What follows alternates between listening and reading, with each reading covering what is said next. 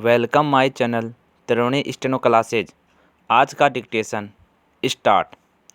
बहनों और भाइयों, हम सब जानते हैं कि आज की सबसे बड़ी आवश्यकता यह है कि विकास की गति बढ़ाई जाए, क्योंकि आज हमें जिन समस्याओं का सामना करना पड़ रहा है और जिनकी इस सदन में भी कई बार चर्चा की गई है, जैसे बेरोजगारी, अल्प रोजगार, उद्योगों की अप्रयुक्त क्षमता, पिछड़े क्षेत्रों और जनता के पिछड़े वर्गों की दशा सुधारना, उनका एकमात्र हल यही है। हमें विकास कार्यों पर परिव्यय बढ़ाना ही पड़ेगा और साथ ही यह भी ध्यान रखना पड़ेगा कि कीमतें उचित स्तर पर बनी रहे। प्रस्तावित योजना की एक बहुत बड़ी आवश्यकता यह है कि इसमें स्थिरता के साथ विकास करने की बात कही गई है। स्थिरता बनाए रखने के लिए तय किया गया है कि कृषि उत्पादन में 5% की वार्षिक वृद्धि की जाए और समीकरण भंडारण या बफर स्टॉक बनाए जाएं।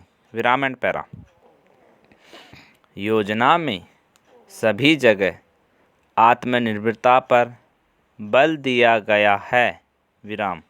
यह इससे स्पष्ट हो जाएगा कि 2 वर्ष बाद अनाज का रियायती आयात पूरी तरह से बंद कर दिया जाएगा और शुद्ध विदेशी सहायता वर्तमान स्तर से आधी ही ली जाएगी।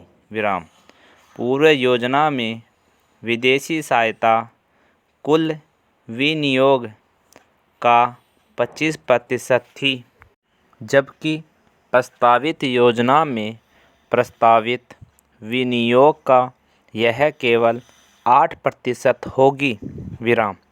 यह इससे भी परिलक्षित होता है कि हम परियोजनाओं के डिजाइन तैयार करने वाले और परामर्श देने वाले संगठनों का विकास देश में ही करने को विशेष महत्व दे रहे हैं। इस नई योजना में भी हम अपने उद्देश्यों से पीछे नहीं हटे हैं, क्योंकि आज भी हमारा लक्ष्य पहले की तरह यही है कि विकास के साथ साथ सामाजिक न्याय पर भी ध्यान दिया जाए।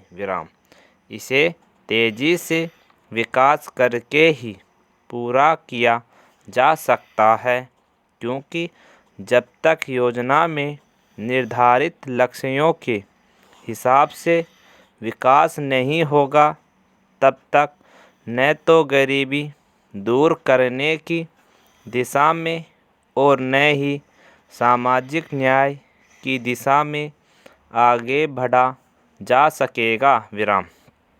सामाजिक न्याय के लिए पहली आवश्यकता स्वभावतः यह है कि जनता के गरीब वर्गों में आवश्यक वस्तुओं की खपत बढ़े, और ऐसा तभी हो सकता है जब अनाज, कपड़ा और अन्य आवश्यक वस्तुएं अधिक मात्रा में उपलब्ध हो। योजना में ऐसा ही करने का विचार है।